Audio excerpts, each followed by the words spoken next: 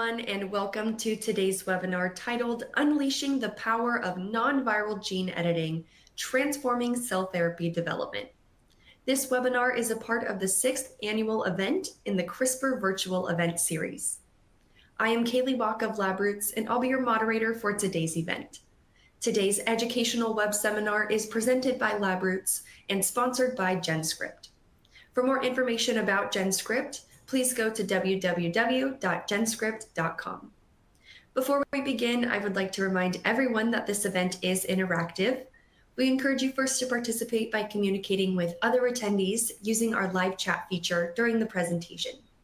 You can find the live chat located at the left of your screen. You can also participate by submitting as many questions as you would like during the presentation. To do so, simply type them into the Ask a Question box and click Submit. We'll answer as many questions as we have time for at the end of the presentation. You will also notice that the speaker has provided a survey located on the right of your screen. Please take a few minutes to answer the survey questions, and it will be available during both the live session and on-demand period. If you have trouble seeing or hearing the presentation, click on the Help Desk button located at the top of your screen within the event. And with that, let's get started. I'd like to now present today's speaker, Dr. Lumeng Ye, Director of Novel Therapeutic Material Development, R&D Department. For a complete biography on our speaker, please find it on the left of your screen. Lumeng, you may now begin your presentation. Thank you, Kelly, for the very nice introduction. Hello, everyone. Really welcome to this webinar entitled Unleashing the Power of Non-Viral Gene Editing, Transforming the Cell Therapy Development. My name is Dr. Lumeng Ye. In today's webinar, we'll quickly go through the fast progress on CRISPR technology and cell therapy, and how to use non-viral CRISPR gene editing for cell therapy development and manufacture. And also, in today's webinar, I'd like to let you know that the non-viral CRISPR gene editing is not only a solution to reduce the turnaround time and the cost for cell therapy manufacture. It's also a very powerful tool to letting us do high throughput screening to look for the next generation immune therapies. And last but not least, I will also quickly go through the total solution of methods provided by GenScript from discovery to clinic.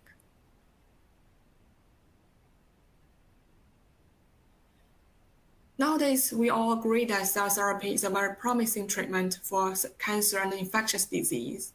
Since 2017, now we already have 6 CAR-T therapies being approved by FDA for commercial. And I think now everybody is looking for the new answer from FDA for the CRISPR cell therapy for the treatment of ICD from the collaboration of CRISPR Therapeutics and the Vertex. If we look at all those approved, previously approved CAR-T cell therapy, the manufacturer sharing a very similar process is to introduce the CAR information into an inactive virus and let the virus transduce the CAR information to the patient's isolated T cell, and then transform this T cell into a CAR T cell to do the targeted cancer killing. Later on, actually, when the CRISPR method been developed and proved to have a very efficient T cell editing efficiency, I think there's a lot of studies trying to combine CRISPR technology and viral vector for the CAR T manufacture. Either we can use AAV viral vectors to do as the HDR repair templates to do the signating CAR insertion, or in this report to do the first reported phase 1 clinical trial of CRISPR-edited T cell. It's also only use the CRISPR methods to do the knockout of 3 genes. The delivery of the NY-ESO1 TCR was still done by lentiviral vector.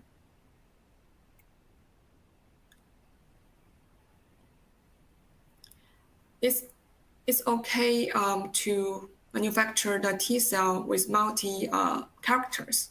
However, in this conventional method, we have to do the gene knockout and the gene knock-in in two processes. Actually, with non-viral CRISPR gene editing method, we can do the gene knockout and knock-in in one step. And by the end of last year, we actually already have several publications to prove this process is working and can be feasible for clinical study. In today's webinar, I will show you the advantage of non-viral CRISPR gene editing versus viral vector transduction. First of all, as we already mentioned, it simplifies the CAR-T or TCR-T engineering process. You can use one step to do multiple gene knockout and the CAR or TCR-T gene knock-in. And so we can get, with less cell manipulation process, we can get a better cell status. And also, with the continuously contribution by different laboratories and R&D departments of biotech companies, now we can achieve 40 to 60% of CAR sequence knock-in and the track locus by adding a Cas9 targeting sequence on single-strand DNA templates. Or we can use a SLEEK technology to get more than 90% of knock-in efficiency, and the knock-in size can be more than 5 kb. With CRISPR editing methods, we actually can do precise gene knock-in. The insertion location and the direction is actually guaranteed by both the CRISPR targeted double-strand DNA break and the homologous direct repairing the two guarantee mechanism. And also by this process, we can control the copy number of CAR sequence knock-in as 0, 1, or 2. As we also, during the clinical study, we realized that too much or high density of the CAR expression could cause the exhaustion of CAR T cell. And then because we can do the precise knock-in, we can fulfill the functionality by design. We can, for example, we can insert the CAR behind the file paired end of TCR exon. We use the endogenous TCR promoter to drive the CAR expression. Or we can do precise TCR modification to make T-cell T. Also, because by non-viral gene editing, the reagents like Cas9 nuclease, sgRNA, and the non-viral DNA payloads has faster turnaround time and lower cost. We can also make the research and the R&D application much faster. And also, this method is actually improved very robust. We actually have one thing is because our DNA payloads is more stable than viral vector for long-term storage. Also, this process has been tested on different targets on primary T cells and also iPSC or NK cells. So it's also robust on different cell types.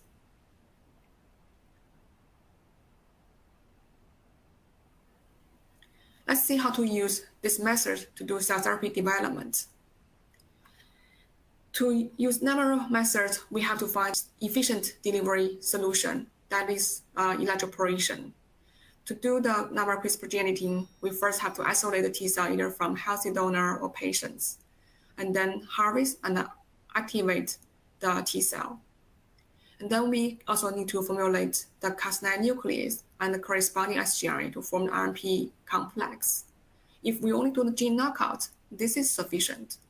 And if you want to do a gene like CAR or TCR knock-in, then we also need HDR repair templates to carry the CAR or TCR sequence.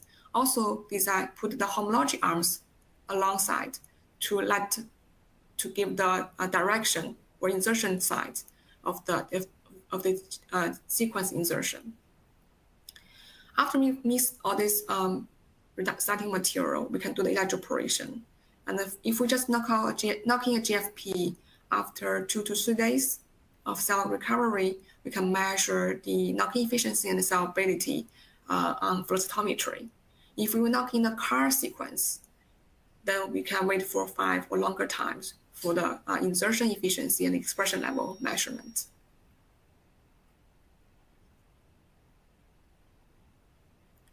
In today's webinar, I am more focusing on introduce which type of HDR repair templates to use to increase the editing efficiency. At GenScript, we have 3 types of DNA payloads for gene editing or other type of large fragment insertion. First is called a gene-exact single-strand DNA. It can be produced up to 6 kb long, and is proved to have a minimum cell toxicity towards the primary immune cells. It can be produced to multiple milligram scales and available from research to GMP grade.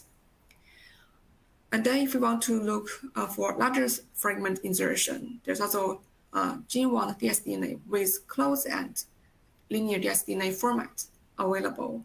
It has covalently closed ends compared to conventional linear dsDNA templates to prevent of non-homology direct unjoining, and also can make the template more stable for gene knocking.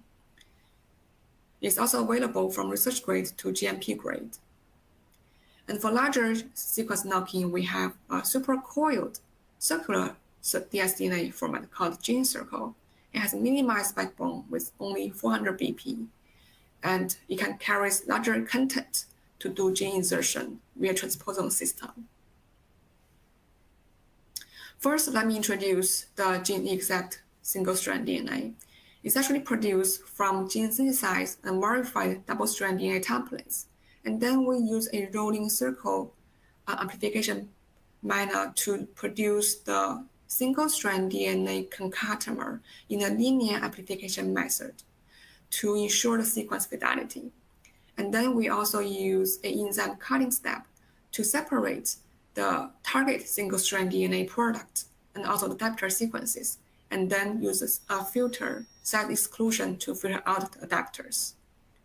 In this way, we can produce large quantity and the sequence highly consistent with the dsDNA or even plasmid templates.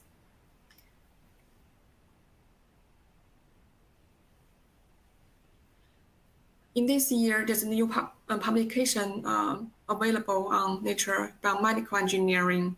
It explains why dsDNA, when dsDNA is used as DNA payloads, and also delivered to T cell with electroporation, it could cause very low cell viability because it will trigger immunogenicity on T cell and cause overexpression of STING protein and trigger the CGAS pathway, while a single-strand DNA could recover or maintain much better cell viability.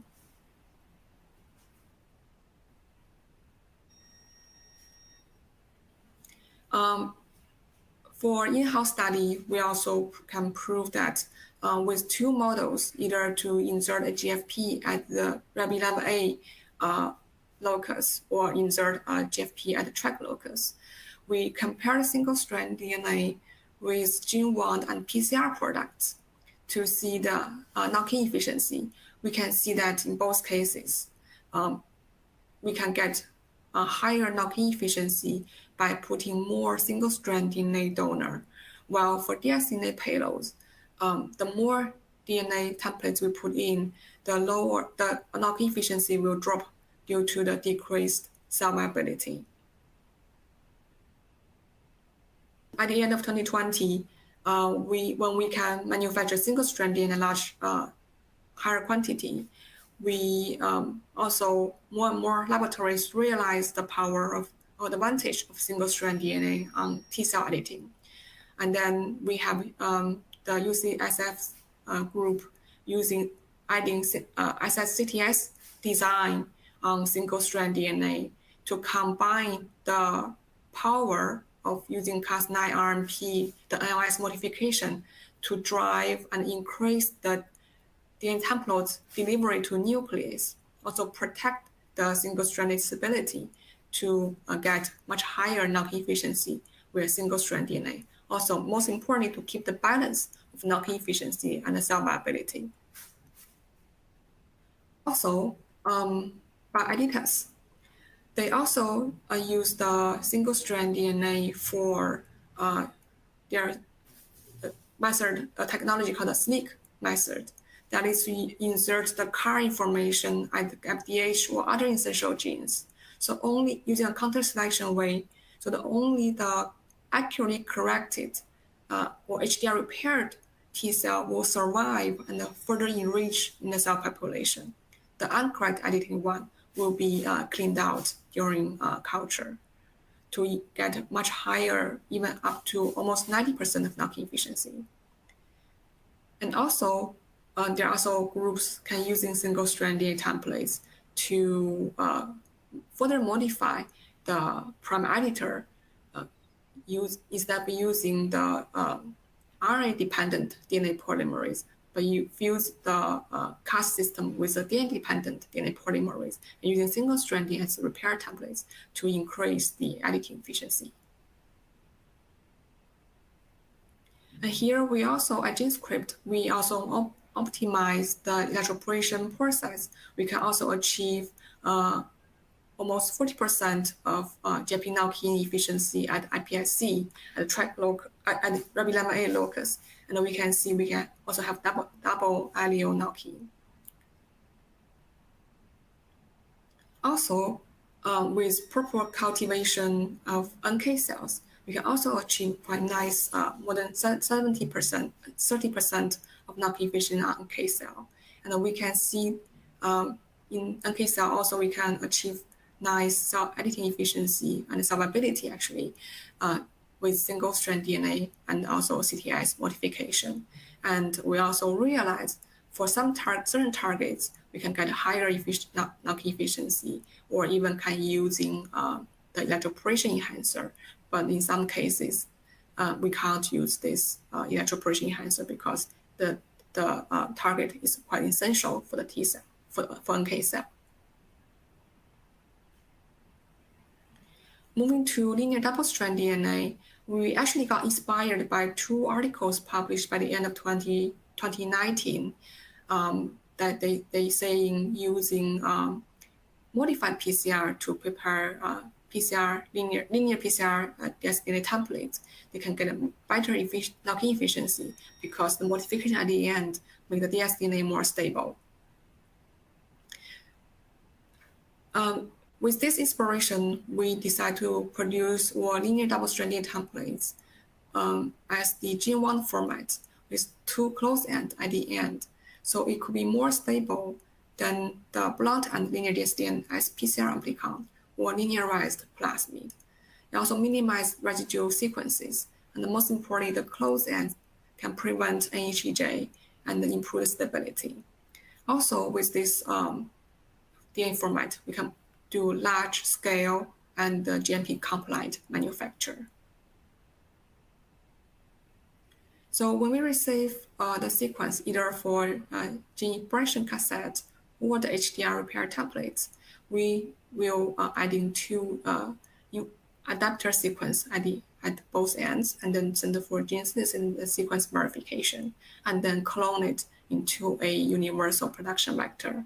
And then we transfer this vector for different grade of plasmid prep. When we harvest this purified plasmid, we do a 3 steps enzymatic treatment to separate the target gene of interest and the plasmid backbone, and also chop the backbone into pieces and then digest it completely into nucleotide to make the target sequence dsDNA format can be easily purified by downstream purification. Also, when we compare the Gen1 dsDNA with PCR product and plasmid, we can see that it has better knock-in efficiency, especially when the knock-in sequence is increased. In this group, we don't have plasmid control anymore because the T cell is dead due to the high toxicity of plasmid. Also, with this DNA format, also the number of CRISPR gene method is not only published in paper anymore, it's also already applied in clinic. In China, Shanghai, there's a biotech called BRL Shanghai. They already using this number of CRISPR methods very quickly set up the process development, like from choosing the right target to do gene knocking with high efficiency and good functionality. And in the end, they decide to insert the anti-CD19 CAR at the PD-1 locus to have much better or more function for the clinical application. And at the summer of this year, they also already reported this anti-CD19 CAR with PD-1 gene locus knockout CAR T therapy phase 1 clinical trial data. It shows that with the follow-up time at 19.2 months, they have 100% of OR and 81% of the 17 patients have complete remission. And then let me introduce the large DNA payloads called the GenScript dsDNA.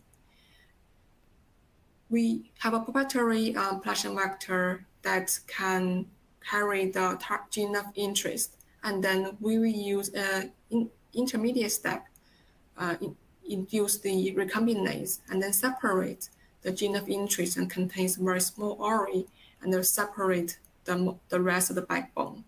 And then we'll do a selection on the strain harbors this GenScript plasmid to do the later step, large-scale fermentation without any antibiotic, and then do the purification and the QC release. To compare this GenScript with plasmid and mini-circle, it has also already have a very small RNA or plasmid backbone, and this backbone has been codon optimized to remove CpG island to prevent immunogenicity. So it has lower toxicity to, again, compares to plasmid. And also because this process, we actually have much higher yield than mini circle. So it will have much higher purity or similar purity and the yield like plasmid.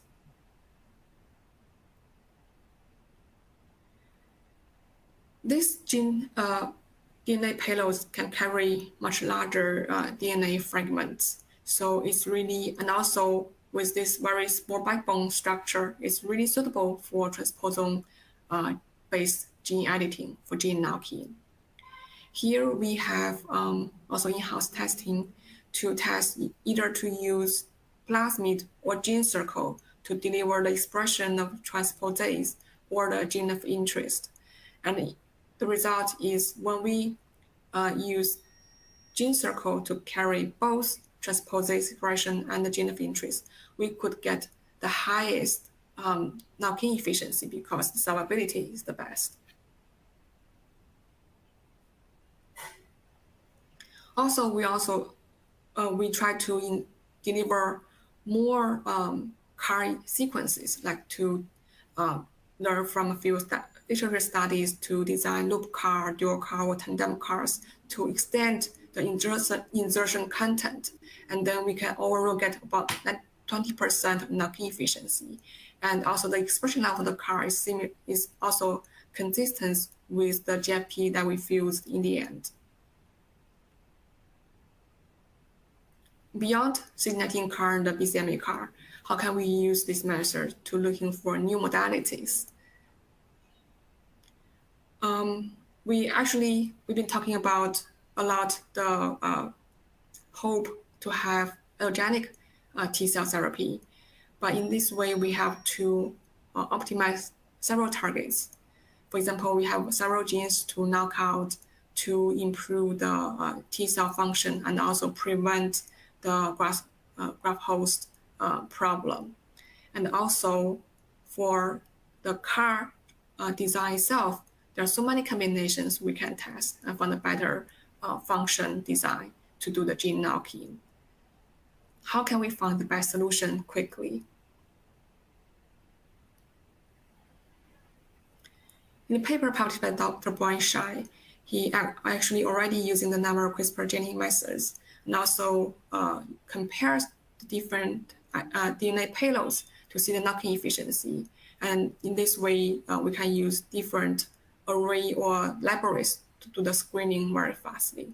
In these results, the author tests the same gene of interest but insert at different locus. So it's the same GOI, but added with different homology arm and using also combination of sgRNA. So we can see that for the same sequence at different locus, we could achieve different editing efficiency. So it's a good way for us to find an efficient target to do the gene knocking. And in another way, we also can at the same locus, but we design different combinations of gene of interest and then screen the fitness to see which combination could be the best. For this library, we can see that with different DNA formats, the average distribution of each insertion cassette is relatively similar with different DNA payloads. However, with single-strand DNA with CTS, we can get much higher knock-in efficiency. The detailed library design is actually from this article published by Dr. Theodore Roos in 2020. Dr. Theodore Roos actually insert different sequences for immune checkpoints or adaptive receptor sequences, and to insert a track locus, and then do the selection screening to see which combination has better fitness. And also he noticed that the TGF beta-R241BB receptor can promote the solid tumor clearance. Later, Marston's group can also further to do more larger design of multiple module combinations to find even better solution. So combines the different modules with quite large library to find the best solution or new designs for T-cell therapy engineering. And the last, let me introduce total solution from GenScript. As I mentioned, the 3 DNA payloads, they actually have different application scenarios. For example, single-strand DNA has the lowest immune toxicity, so it's really suitable for autologous CAR T therapy because we can't predict the cell status of the T cell isolated from each patient. And also, if the HDRT with external promoter, and we want to prevent the transit expression background, single-strand DNA also could be a nice solution. For G1 dsDNA, it can be used for allogenic CAR T therapy because we can always find a better T cell with dsDNA tolerance. And also it's suitable for early stage library screening because it's had better turnaround time and the cost. And also it can be used for transgenic mouse editing. For GenCircle, it's really suitable for large sequence transposon-based gene knock-in, or it's also a good DNA payloads for expression vector for gene therapy. At GenScript, we actually also have Cas9 nuclease available. We have a modified high fidelity ESP Cas9 available with 2 NOS modification. It has comparable knockout efficiency compared to wild-type Cas9. However, with increase of input amount, we can all prevent the off-target risks. Also, we also have a synthetic single-guided RNA available from research-grade easy edit, safe edit, and the GMP-grade sgRNA. We have been developed sophisticated, high-intensive purification process to separate the target species from N-2 and -3 mutants. Also, we have been developed very sensitive NGS-based QC method to identify these mutations by this de novo synthetic process. At GenScript, we have different grades of products to support from discovery, clinical development, IND filing, and the clinical trials. And so far, we actually are being supported several GMP or clinical grade batch delivery and supports several IND filings from China, US, and Europe. And this year, we already also expanded our GMP facility 2 times more in Zhenjiang, all equipped with clean level C clean room and level A isolator. And today, this is all my talk. Thank you so much.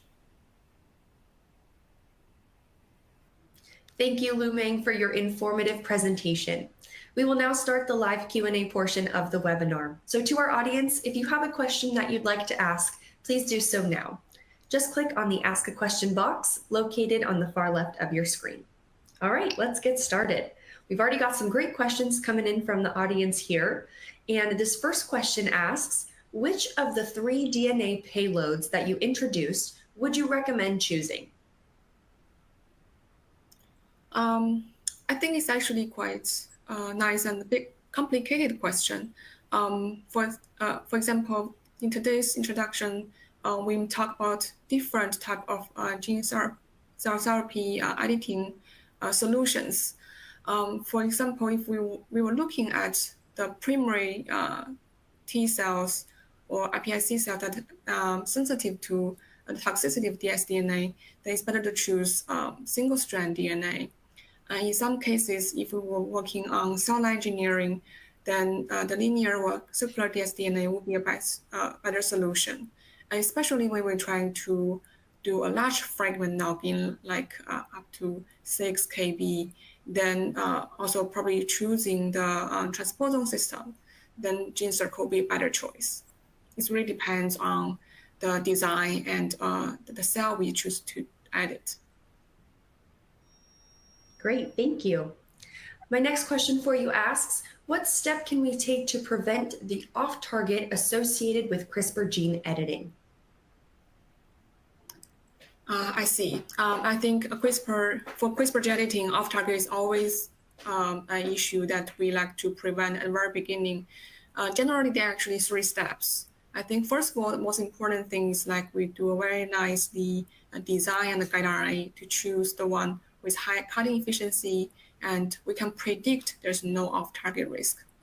And the other thing is also we need to, especially for primary cell editing, we better to choose the guide RNA grade with better purity level, because if the single guide RNA has impurities like N-1 or -2 truncated species, if the mutation happens at some space, it may cause off-target risk. And last thing is like we can always choose the high fidelity version of Cas9 mutant to prevent the off-target risk. And also, actually, once you set up the Cas9 and the guide RNA RNP formulation, you can always fine-tune the input amount to prevent off-target risk. Great, thank you, Lumeng. Looks like we have time for a few more questions here. This next question asks, what are the mechanisms or factors that contribute to the high toxicity of the plasmid DNA in human T cells? There's also, I think there are at least 2 critical contributes. One thing is for plasmid DNA, it's actually directly purified from E. coli fermentation. There could be impurities like host protein residue or toxin that is harmful for primary T cells. And the other thing is like actually in this May, there's a Nature Biotech paper published to report the toxicity of dsDNA towards primary T cell via electroporation. It actually triggers the cGAS STING pathway. So that's the format of dsDNA itself also could be toxic to primary T cells. Great, thank you, Lumeng. Looks like we have time for one final question here, so we'll wrap up after this one. This question asks, do you collaborate with international research labs and or institutions? Yes. although we've been, for example, the case we presented in the webinar, like we've been collaborating with Marston's lab from UCSF. It's actually been really a breakthrough for us to discover the power of nanometer gene editing. And we also collaborating with other labs because as we know, to edit different type of cells and different targets, there will be different things beyond our current concept and imagination. So we definitely would like to collaborate with more laboratories to have more data. So eventually we hope for each scenario, we can provide a more detailed solution for that. Wonderful. Well, thank you, Lumeng. This will conclude our session today. Do you have any final comments for our audience?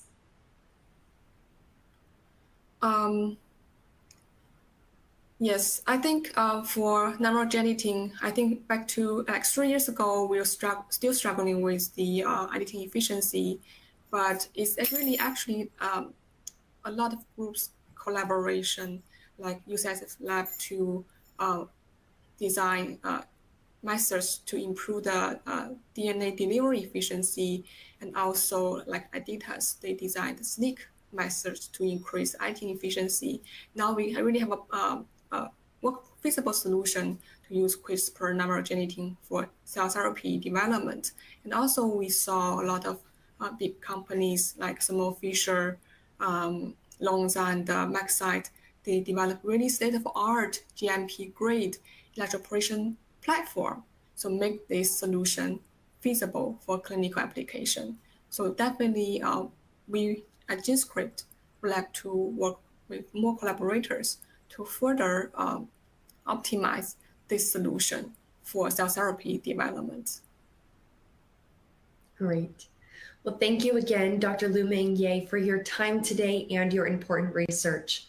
Before we go, I'd like to thank the audience for joining us today and for their interesting questions. I'd also like to thank our sponsor, GenScript, for sponsoring today's webinar.